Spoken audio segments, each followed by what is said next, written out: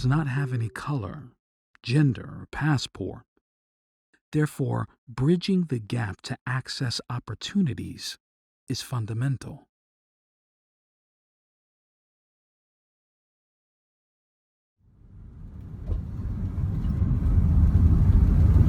The good thing about the internet is you don't think of borders or countries as a physical thing, you know. Everything is a bit very transcendent. What happened is last year I met Charles in Singapore, and I was like, oh, where are you from? He's like, I'm from Kenya. So I decided to come to Kenya to visit him, and introduced me to the InfoSec community in Nairobi. And that's how I met Sam, Brian, Gav, and the rest of the AfricaHackOn guys. I literally fell in love with the community here, like the energy and what everyone was doing. I genuinely believe that what AfricaHackOn is doing is really good. I can see a lot of potential down the road, and even like early signs of a very strong community. And it's funny because yesterday Bright was saying, I'm so proud to say this is the 5th edition of AfricaHackOn. Well, I've no doubt that AfricaHackOn is still going to be present and even stronger in 5-10 years. Conferences have always been a big part in the IT and security communities. For instance, when I used to be a teenager, I used to attend a lot of user groups, either organized by companies or various technologies. This is where I met a lot of my friends, and some I'm still in touch with now. Then I specialized towards security. I participated to more local events, and I ended up speaking to international conferences when I was 19. And I've met even more people there, which is pretty cool because first you end up to meet physically people that you already know online, and you get to meet new people physically once you are there. It really opens your eyes on what people are doing.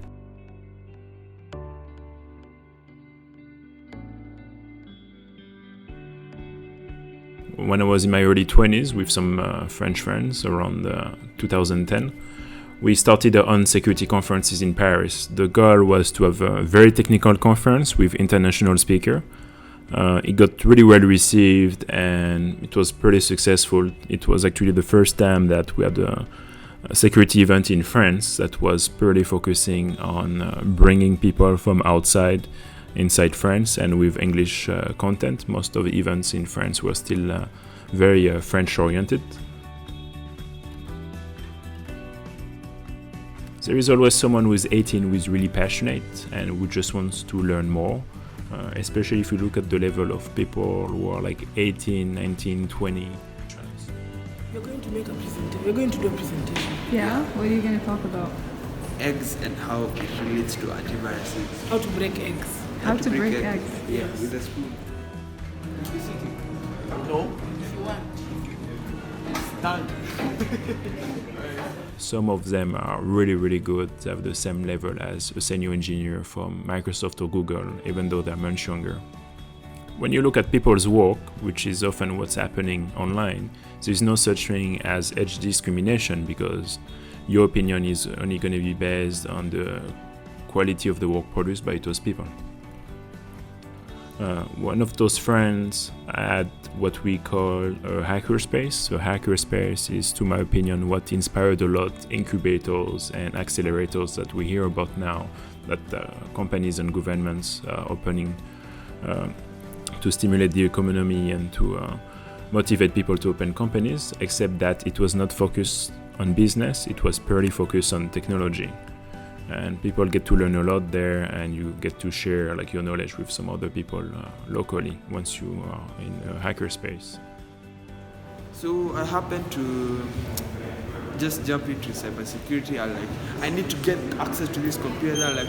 I searched over the internet, did research for like one day. I found out how hacking is done, learned it, got a VM that same day, and that's how I really got it. And why are you guys in this field? We enjoy it. Yeah, it's fun. It's a challenge. It's interesting. It's fun. It's out of the ordinary. You never see people walk into a conference dressed like that.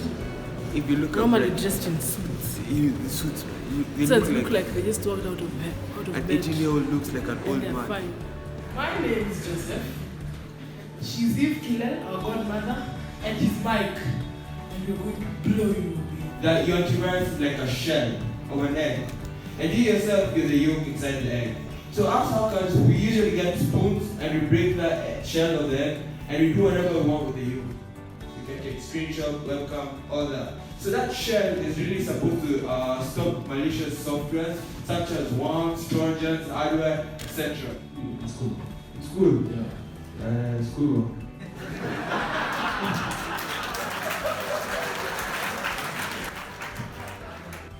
My folks are very supportive, by the way. Okay. They always support me every time I need help. They just say, just go ahead as long as you don't forget school. Yeah, pretty much.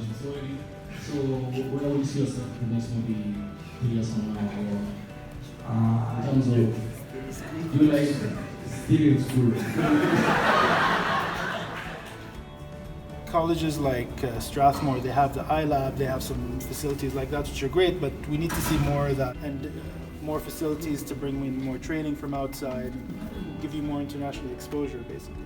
Because in Dubai we do that a lot, so we bring in people in from the US, from Europe, from Australia, from China, whatever it is, to do training sessions so that people in the region can learn more.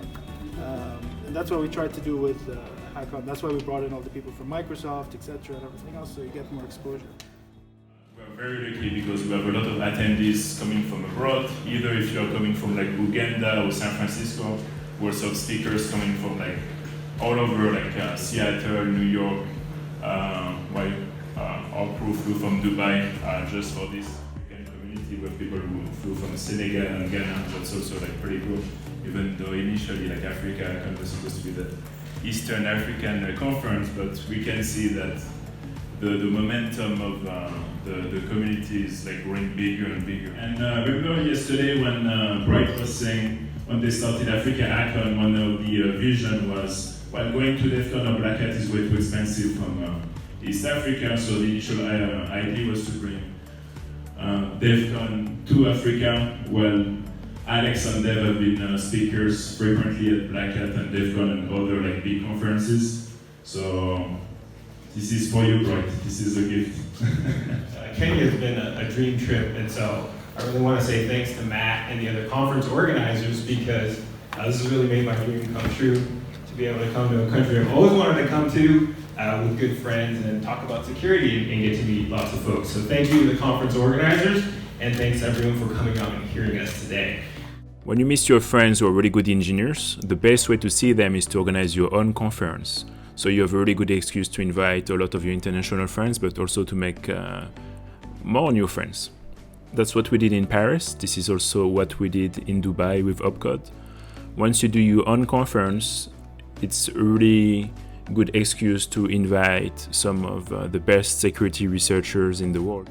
We're not there yet, but you have to have a vision and a goal if you're going to get anywhere. And today, and so those early slides I outlined them, I showed you how we're working towards it. Imagine that most of the central banks in the world are at risk, like we have seen a few years ago with the Central Bank of Bangladesh when the heist happened and made most of the headlines.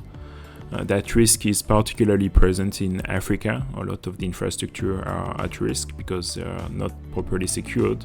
This is why building a skill set around cybersecurity is essential. And we see it in Europe and in the US when critical infrastructure is being targeted, either for a city or a country. This is impacting the economy as a whole. Assertions check if you've done any of these things. They actually check Octagon's own driver, they check Octagon's own process, and so you'd have to, within a race window, change all these things while Octagon isn't realizing you're changing them to disable Octagon to change something else. Perspective, I think you guys are very strong. There's a lot of excitement from you guys, so I can see everybody wants to build and learn more, so that's great. I think a lot of grassroots, so creating communities like this, like SheHacks and AfricaHackOn and so on, but just keep doing these initiatives. Build out your own. I mean, even if you want to create another small group which is focused on something specific or whatever, do it, you can grow them and turn them into something else. So over time we've had more people join, and it's a great platform just to learn and to interact and to have people with the same agenda, people with the same challenges and ambition, yeah, it's been great so far. The fact that from before, the fact that this it's a male-dominated industry, it was not easy for women to speak up. But now that's what SheHacks has done, because the fact that you're surrounded with ladies in the same field, you become more confident in yourself to speak up about something. Yeah. The challenge still is the fact that maybe the perception that people have because you're female, and because maybe organizations or different associations want to meet a certain gender rule, then it's not because of merit or because your staff, it's because we had to meet this, that's why you're here. Or maybe when you're in a group and because they have to employ females. Yes. Now that you get, oh yeah. But for me, I'd like, first of all, I'm here by merit, and maybe now female is something else, because we do the same stuff, we do the same projects, we deliver sometimes even better. So as in, it's out of merit and not because I'm a female that I'm here. When you want to get into a field, you do your research and understand what kind of people are in this field. Then you get to go in knowing what am I getting myself into. But now the cybersecurity was a bit tricky because you get in and everyone is a guy. The idea of starting SheHacks was at least to narrow down, at least like for these conferences, like for AfricaHackOn, there were no ladies who were presenting. And I'm glad at least for this time in AfricaHackOn, at least we got Evelyn to present, and also Ruby, who was also part of SheHacks, who got also to present today. So like it's a good progress. And I believe there's still space for us at least to embrace and also speak. I mean, we are women, we are cybersecurity people who happen to be women. The purpose of the group was to bring more women to the industry in Kenya. So we want to promote more ladies to join the group. Yeah. And our main agenda is to get to the current people in the industry yet, and furthermore from that we now start going to the different schools to start from the basic ground where students are still learning. We have 117 members. We started off as a group of 50, and then progress-wise through the conferences, we met more ladies to join into the group. Yeah, currently we are at 117. I think the beauty with SheHacks is the wide range of expertise that we have in the group. So right from the amateurs to the experts. So you don't really feel out of place because you definitely fit somewhere in the scale. And of course, when you need help is always there. And aside from that, I've seen some members in the group who are sort of, they have startups. So aside from just being technical and all that, you can actually learn one or two things. If you want to like have a startup, what's the process, what are the challenges, especially if you're a lady. So I think that's the beauty of the group. Maybe also the fact that cybersecurity has not been completely embraced by everyone. So even if you go somewhere and they see you're a woman, they won't even listen to you. But if you at least you are a man, maybe they'd give you a chance to listen, especially if you have a startup company. Probably the men in your group would belittle you and be like, this one can't do this. So you can't really, from that point, you feel like, why would someone tell me I can't do it and I can even do it better than they can? Yeah. Even in places where the government or big companies are not necessarily supporting local groups, you always end up seeing a lot of grassroots initiative with model close to hackerspace, and people improvise, even in the Bay Area, there's this thing called the Hacker Dojo. It's falling apart, but people actually love it because the internet is good, there's people around, it's open almost 24/7. Especially when you're not overly funded and don't have a fixed budget, you can't really afford to have a 3 years roadmap and say, okay, we're gonna tackle this problem and this problem. That's how we're gonna structure it. Most of the time you just freestyle it. By definition, everyone wants to help. Everyone wants to do something good. The question is, how do you do it? And starting often is the most difficult part. If you see someone who needs help, who is in front of you, you will help them. And if you know someone who is smart or another smart person and you think they're complementary, of course you will put them in touch and introduce them to each other. The vision is to do good anyway. It's not only limited by your vision, opportunities come along the way and may shape that vision over time.